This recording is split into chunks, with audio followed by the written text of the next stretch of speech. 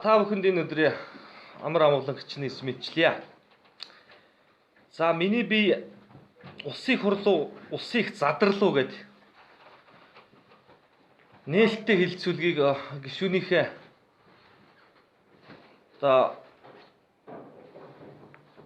санаачлахаар миний бие санаачлаад ингээд төрийн ордонд 2017 оны 12 сарын 26-7-оос хойш одоо ингээд бичиг өгөөд хөөцөлдөд энэ улсын хурлын үйл ажиллагаанд үнэлт өгөх ийм зорилгоор одоо иргэний нийгмийн хөдөлгөөнүүд за бүх намуудын төлөөллүүд засгийн газрын төлөөлөл ерөнхийлөгчийн тамгын газрын төлөөлөл за ингээд Монголын энэ эрдэм мэдлэгтэй боловсралтай эрдэм чадалтай түүхч эрдэмтэд одоо залуучуудын төлөөлөл оюутнуудын төлөөлөл ингээд ийм хэлэлцүүлэг зохион байгуулъя гэд ингээд хүсэл тавиад энэ дээр танхим гаргаад өгөөч гэсэн энэ зүйлээс бол үнэхээр одоо энэ ёстой нөгөө нэг зүрхэн бандашндаа орно гэдэг шиг юм болж байгаа шиг байна. Энэ бидний энэ үйл ажиллагаа зүйлүүдийг бол ерөөсөө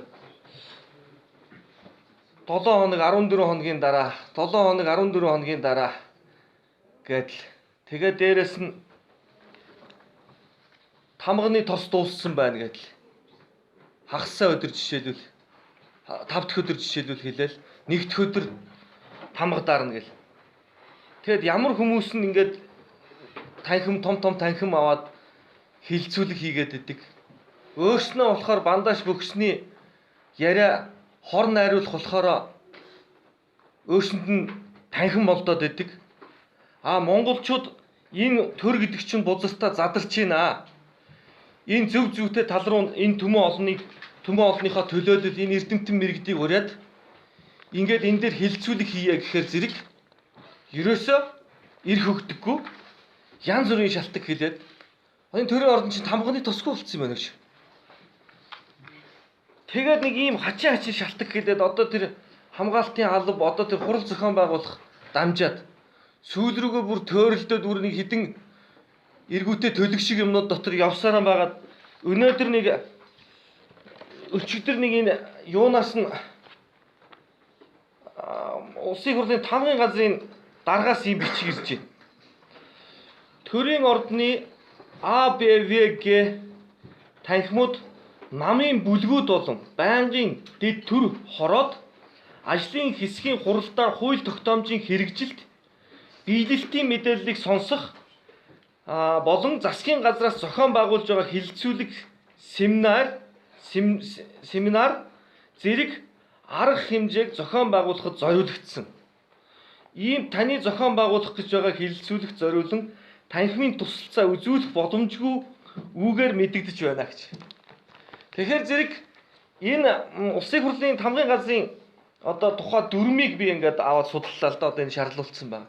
Энэ дээр бол ерөөсөө гишүүний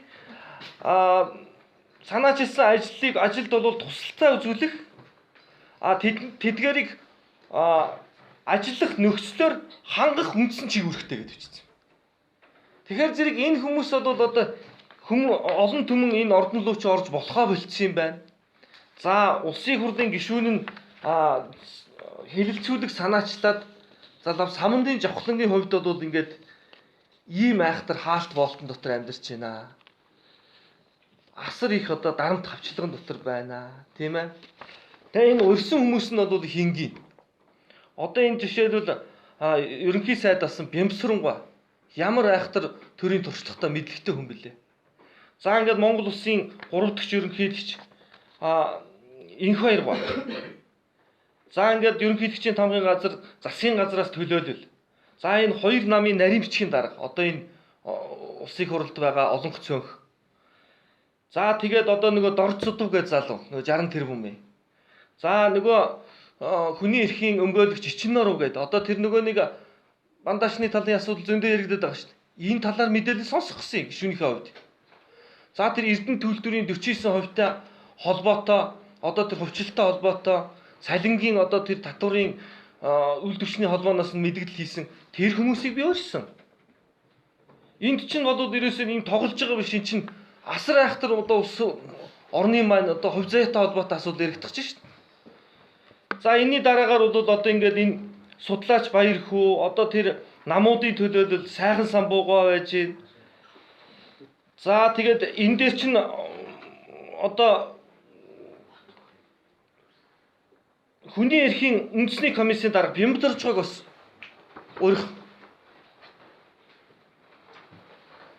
За тэгээд мөн үндэсний статистикийн газрын мэрэгжилтэн одоо бид нар бичиг явуулаад маргааш нөгөөдөр хоёр ариун болд гэж мэрэгжилтнээ явуулахаар болсон. Үндэсний дүн шинжилгээний газар. Эндээс бид нар энэ ерөнхий хэлэлцүүлэг дээр юу асууж лавлах хэрэгтэй байсан гэхээр Монгол улсын өнөөдрийн болж байгаа энэ зүйлүүд дээр дүн шинжилгээ яаж хийгдэх гарсан тухай тоо баримтуудыг бид нар яриад хэлэлцүүлэгтээ ашиглая гэж бодсон. Сонсъё, мэдээлэл сонсъё гэж бодсон. Бямбад орж байгаагаас болохоор зэрэг өнөөдрийн тэр нөгөө хүүхдүүд алга болоод байгаа, хүүхдүүд харгислалд өртөөд байгаа. Энэ зүйлүүдийг бас мэдээлэл өгөөч гэж хүсэлт. Ингээд гаргаад энэ ажлын маань ингээд саатуулсан одоо энэ ерөнхийлөгчийн тамгын газрын одоо ингээд өгсөн хувилдаж тийм ээ. Ингэж явдаг одоо манай улсын хурлын тамгыг барьж байгаа тамгын газрын дарга Цолмон гэж хүнийг одоо би төмөн олондоо зарламаар байна. Тэр нөгөө хурал зохион байгуулахын нөгөө нэг зүйлэг нөхч юм билээ. Ажлаа мэддэггүй. Тэр бүр мөнгөний сааныг 7 хоног бүр дээрээс нь дарамтлаад ах шиг. Тэр хүмүүст буруу алга. Дээрээс нь ерөөсөө ингээд нөгөө юуг нь намаагч одоо бүр ажил хийхгүй үнэ хэлж.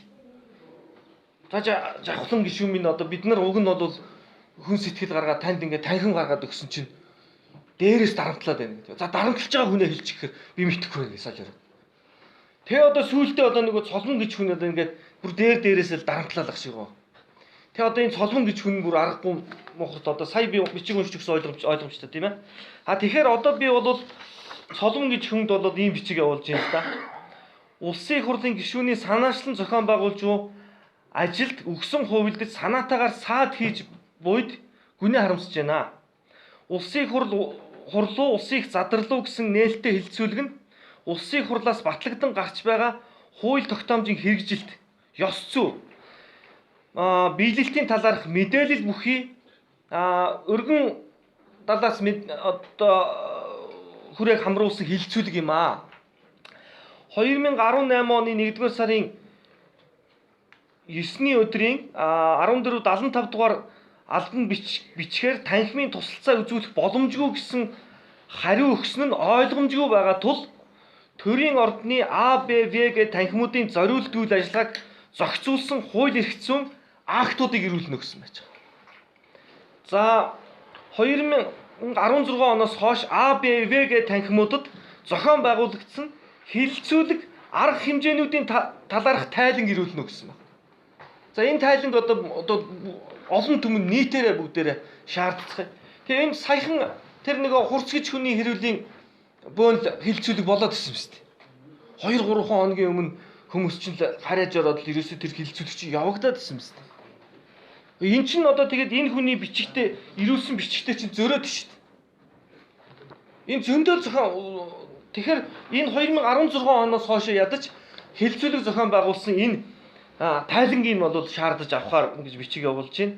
За Монгол улсын их хурлын тухай хуулийн 34-р зүйлийн 34-ийн 2-т гишүүн бүрэн эрхээ хэрэгжүүлэхэд нь улсын их хурлын тамгын газраас мэрэгжил арга зүйн туслалцаа үзүүлж техник зохион байгуулалтын бүх талын нөхцлөөр хангаж ажиллана гэсэн үүргээ биелүүлж ажиллахыг одоо шаардаж байна гэсэн юм шаардах бичиг би бол ингэж хөргүүлж байна. Ингээд та бүхнийхээ өмнө ингээд гарын үсгээ зураад одоо ингээд хөргүүлье. За. Ягаад заавал төрийн ордон гэдэг юм бэ? Гадуур заалмал төрөөс тийм. Энэ чинь миний ажлын байр энд байна шүү дээ. Энэ гишүүний чинь бүрэн эрх гэж яриад байгаа. Тийм ээ.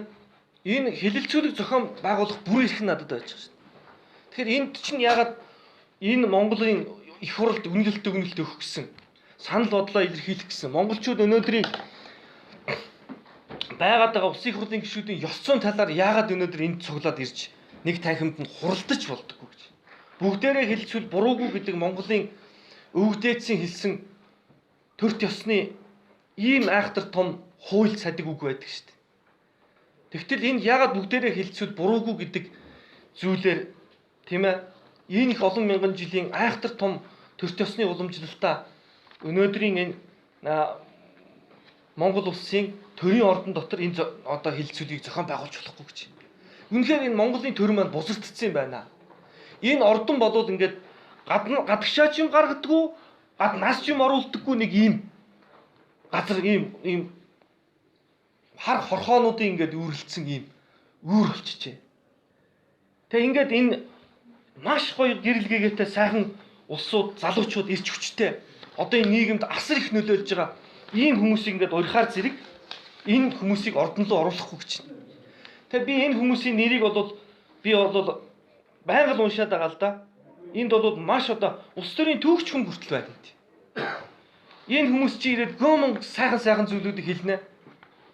Шинэ балгүй гүшүүн төрийн ордонд намын хурлаа хийгээд танд яагаад өгөхгүй байгаа юм бол? Одоо би тэрийг чинь асуух гээд бүр энэ урилган дээр энэ бүр бичсэн байж байгаа. Энэ тараа улсын хурлд сууж байгаа гишүүнээ нам нь яагаад хөөсөн талаар Монгол Ардын хувьсгалт намаас би бас тодруулах авч ийн олон түмэнд бас тийм ээ. Тэг яагаад тэр гишүүд нь бас энд тийм айхтар том танхим аваад төрийн надад бол их сонин санагдаж байна тэр асуудал. Бүр харин гүнзгий айгу сонин санагдаад явчлаа. Тэг гих мэтэр асуудлууд байгаа шүү дээ энд. Зөвхөн ганцхан энэ асуудал биш. Энэ дотор ч одоо ингээд монголчууд юу хүсээд байгаа? Одоо энэ улсын хурлын энэ ёс зүйгээ алдаад задраад байгаа шүү дээ. Энэ улсын хурлуу улсыг задралуу гэдэг үг чинь энэ задарсан гишүүдийн тухай яагаад үнэлт өгч төмөн олон энэ цуглаад ярьж болохгүй гэж. Одоо энэ үг хэлэхэд задрааг нь худлаа юм уу? 32 33-аараа талцчихсан үзээд байгаа шүү дээ. Тэгэхээр улсын их задрал болчиход байна шүү дээ монголчууд. Түүнээс биш улсын их бол хуралдаа биш гэдгийг нь бол аль дээр бол та бүхэндээ хэлж ирсэн. Энэ улсын их хуралдаа биш улсын их хэрүүл байна гэжсэн. Одоо бол улсын их бүр задрал болчиход шүү дээ. Тэгэхээр энэ задралыг л би өнөөдөр энэ хүмүүстэй зөвлөж энэ одоо олон түмний үнэлгээ дүгнэлтийг л авах гэсэн ийм зүйл маань бол ийм айхтар одоо эсэргүүцэлтэй тулгарлаа л гэдгийг хэлнэ.